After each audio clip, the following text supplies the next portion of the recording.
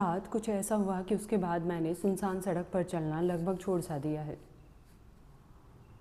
उस सड़क पर मेरे साथ कोई और भी था, लेकिन वो मुझे नहीं दिख रहा था और मैं आज भी उन कदमों को महसूस कर सकती हूँ।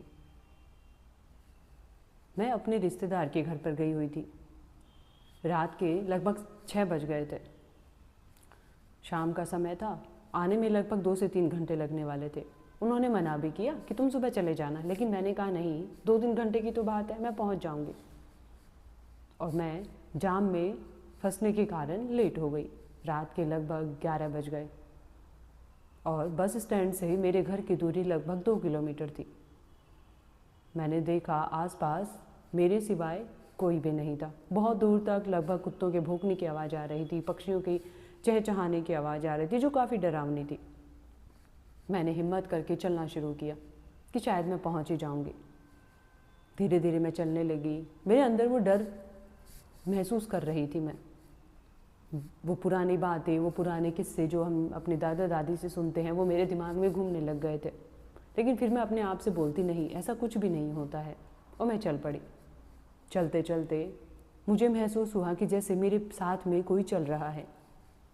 मैं एकदम से रुकी तो वो आवाज़ आनी भी बंद हो गई। मैंने सोचा मेरा वहम होगा और फिर मैं अपने घर की तरफ चल पड़ी। मैंने अपने कदमों की स्पीड को थोड़ा सा बढ़ा दिया। अंदर से घबराहट भी होने लगी, दिल की धड़कन तेज हो गई, सांस भी फूलने लगी। लेकिन जैसे ही मैं तेज चल रही थी, मेरे पीछे उन कदमों की आवाज़ भी तेज चलने लगी। ऐसे लग रहा था जैसे कोई जानबूझकर मुझे पकड़ना चाह रहा है। मैंने रुक कर पीछे मुड़कर देखा, वहाँ कोई भी नहीं था।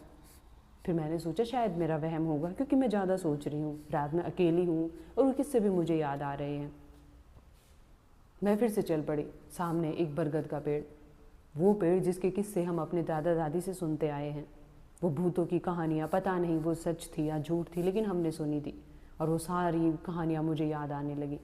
ऐसा लगने लगा जैसे हर एक जो पत्ता बरगद का हिल रहा है, वो मुझे पकड़ने के लिए हिल रहा है। मेरे अंदर से पसीने आने लगे। दिल की धड़कन ऐसे बढ़ रही थी जैसे अभी दिल निकल कर बाहर गिरेगा। मैं पसीना पसीन हो गई और ऐसे लगा जैसे मेरे कदमों पर किसी ने बड़े बड़े पत्थर बांध दिए कि मैं जैसे ही एक कदम उठा रही हूँ, वो कदम थम सा रहा था।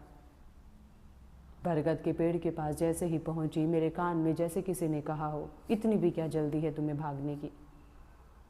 और तब तो जैसे मेरी जान ही निकल गई। मैं एकदम से सुन्न सी हो गई।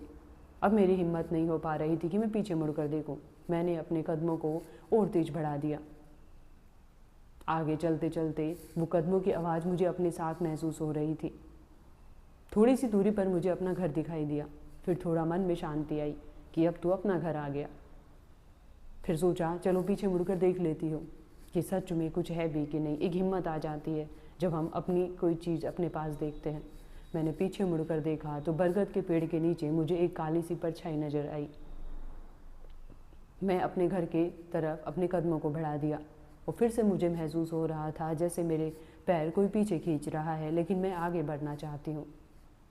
जैसे जैसे मैं अपने घर के नज़दीक जा रही थी, तेज हवा सी मुझे महसूस होने लगी, जैसे किसी ने मेरे कान के पास आकर कहा हो कि आज तो तुम बच गई हो, अगली बार आओगी तब क्या। और जैसे मेरे अंदर से जान निकल गई और मैं भागकर अपने घर की तरफ दौड़ी। मैंने अपने घर का दरवाज़ा ऐसे पकड़ा जैसे एक माँ अपने गिरते हुए बच्चे को पकड़ने के लिए दौड़ती है। मैं झट से अपने दरवाजे को बंद करके अंदर घर की तरफ भाग गई। उसके बाद मैंने कसम खाई कि मैं कभी भी रात में सुनसान सड़क पर अकेले कभी नहीं निकलूँगी।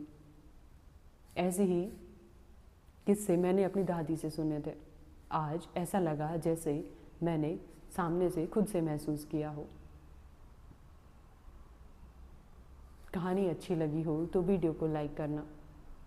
ऐसे ही कोई और कहानियाँ आपके साथ कभी घटित हुई तो हमारे साथ शेयर करो, हम आपकी कहानियाँ आप तक पहुँचाएंगे।